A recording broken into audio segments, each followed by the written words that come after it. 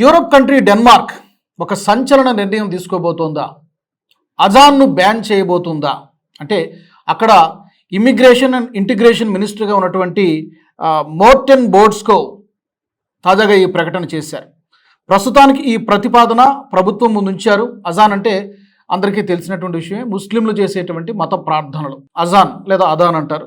రోజుకి 5 సార్లు వాళ్ళు ప్రార్థనలు చేసుకుంటారు. కానీ ఇప్పుడు ఈ ఇమ్మిగ్రేషన్ మినిస్టర్ తాజాగా ఇచ్చినటువంటి స్టేట్మెంట్ డెన్మార్క్లో ఉన్నటువంటి ముస్లింలకి ఒక పెద్ద షాక్ ఇచ్చేలాగా కనబడుతున్నాయి. ఎందుకంటే డెన్మార్క్లో second largest religion, Islam is the second largest religion డెన్మార్క్లో.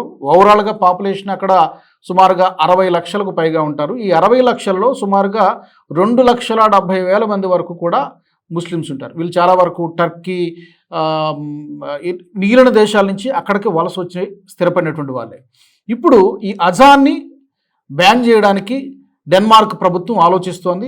ప్రస్తుతానికి ఒక ప్రపోజల్ పెట్టారు. త్వరలో దీనికి సంబంధించి ఒక చట్టాన్ని కూడా తీసుకురాబోతున్నట్టుగా డెన్మార్క్ మినిస్టర్ మోర్టెన్ చెబుతున్నారు.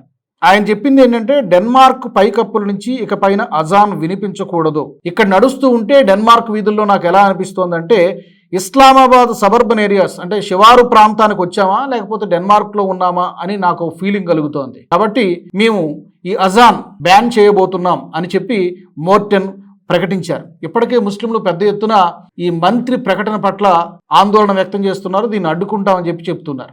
నిజానికి ఈ సమస్య కేవలం డెన్మార్క్ది మాత్రమే కాదు, ఫ్రాన్స్లో ఈ సమస్య ఉంది. చాలా యూరోప్ కంట్రీస్లో ఇదే సమస్య ఉంది. ఈ సెటిలర్స్ లేదా ఈ వలసదారులు వలన చాలా సమస్యలను ఎదుర్కొంటోంది యూరోప్ కంట్రీస్. సో ప్రస్తుతం ఈ సమస్యల నుంచి బయటపడేటువంటి ప్రయత్నం పూర్తిగా ఉన్నపలంగా వాళ్ళని బయటకు పంపించలేనటువంటి పరిస్థితి ఉంది. కాబట్టి ఇలాంటి చర్యలు తీసుకోవడం ద్వారా కొంతలో కొంతైనా కంట్రోల్ చేయడానికి డెన్మార్క్ ప్రభుత్వం ప్రయత్నం చేస్తోంది.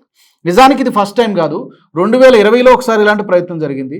2025లో కూడా ఒకసారి ఇలాంటి ప్రయత్నం జరిగింది. ఇప్పుడు మూడోసారి ఈ ప్రయత్నం అజాన్ని అంటే ముస్లింలు చేసేటువంటి మత ప్రార్థనలు ఈ మసీదు లౌడ్ స్పీకర్లను బ్యాన్ చేయాలి అనేటువంటి ఒక చట్టాన్ని తీసుకురావడానికి డెన్మార్క్ ప్రభుత్వం ప్రయత్నం చేస్తుంది. బేసిక్గా వాళ్ళు చెప్తున్న కారణాలు 3 కనిపిస్తున్నాయి. ఒకటి, డెన్మార్క్లో ఇస్లామీకరణ పెరిగిపోతోంది. ఇది ఆందోళన కలిగించేటువంటి అంశం. ఇది అక్రాస్ యూరోప్ కంట్రీస్లో చాలా దేశాలకు వర్తిస్తుంది. డెన్మార్క్లో కూడా అదే సమస్య. దీన్ని అరికట్టకపోతే రేపొద్దున యూకేలో ఏం జరుగుతుందో మనకు కూడా అదే జరిగేటువంటి అవకాశం ఉంది. ఈ 2,70,000 మంది కాస్త 5 లక్షలు 6 లక్షలు అయినా కూడా ఆశ్చర్యపోవాల్సినటువంటి అవసరం లేదు. ఇస్లామైజేషన్ పెరిగిపోతుంది డెన్మార్క్లో. దీన్ని అరికట్టాలని చెప్పి మినిస్టర్ అలాగే ప్రధానమంత్రి కూడా భావిస్తూ ఉన్నారు. ఇక రెండోది, వలస వచ్చినటువంటి వాళ్ళు డెన్మార్క్ కల్చరు అక్కడ ఉన్నటువంటి చట్టాలకి లోబడి నడుచుకోవాలి. కానీ దాన్ని తొంగలో తొక్కి మాకు నచ్చినట్టు మా సంప్రదాయాలను దాన్ని తొంగలో తొక్కి మాకు నచ్చినట్టు నడుచుకుంటామంటే కుదరదు. ఇప్పుడు మీకు ఒక చిన్న వీడియో క్లిప్ కూడా చూపిస్తా. దాంట్లో పాలస్తీనాకి అనుకూలంగా ప్రార్థనలు చేస్తూ మొత్తం రోడ్స్ అన్ని కూడా బ్లాక్ చేసినటువంటి పరిస్థితి. అక్కడ ప్రార్థనలు చేస్తున్నారు పాలస్తీనా వాళ్ళ కోసం, గాజాలో ఉన్నటువంటి పౌరుల కోసం. ఇక్కడ డెన్మార్క్లో ఉన్నటువంటి ముస్లింలు ప్రార్థనలు చేస్తున్నారు. ఇలాంటి విజువల్స్ మనకు చాలా కనిపిస్తాయి. డెన్మార్క్లో చాలా సంవత్సరాలుగా జరుగుతోంది.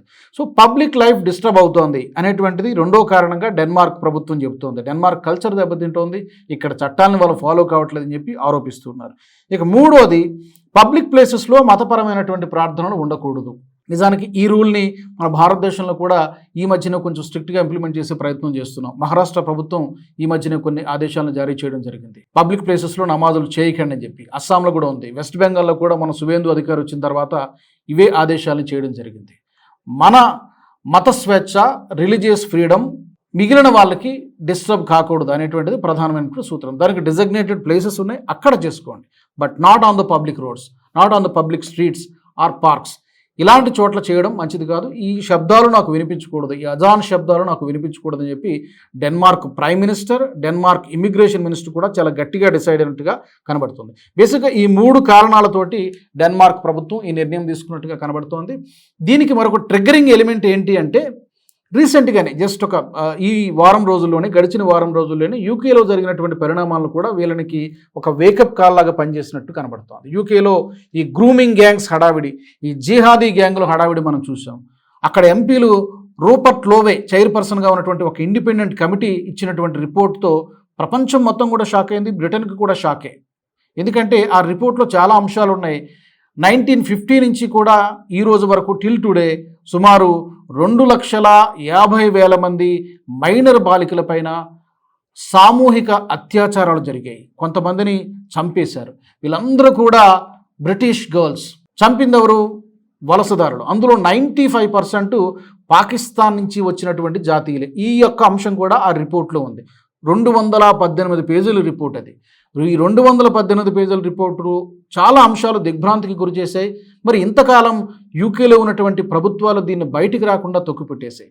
ఇప్పుడు ఇది బయటికి రావడంతో ఒక్కసారిగా అఫ్కోర్స్ అక్కడ ప్రధానమంత్రి కీర్ స్టార్మర్ కూడా రాజీనామా చేశారు. దానికి వేరే కారణాలు కూడా ఉన్నాయి. ఇది కూడా ఒక కారణం.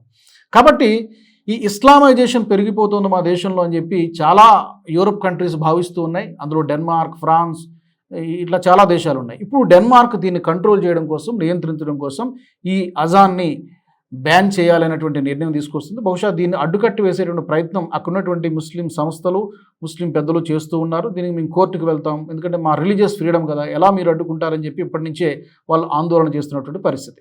గతంలో 2 సార్లు ట్రై చేశారు. మరి 3వ అయినా డెన్మార్క్ ప్రభుత్వం సక్సెస్ అవుతుందా అజాన్ను బ్యాన్ చేయడంలో? లేదో చూడాలి రాబోయే రోజుల్లో. ఈ వీడియో మీకు నచ్చినట్టయితే లైక్ చేయండి, 10 మందికి షేర్ చేయండి. అలాగే కామెంట్ల రూపంలో మీ అభిప్రాయాలను మాతో పంచుకోండి. Nationalist hub group of channels ను సబ్స్క్రైబ్ చేసుకుని తెలుగునాట జాతీయవాద జర్నలిజాన్ని ప్రోత్సహించండి. ఈ వీడియో కింద ఉన్న బెల్ ఐకాన్ పై క్లిక్ చేయడం మర్చిపోవద్దు.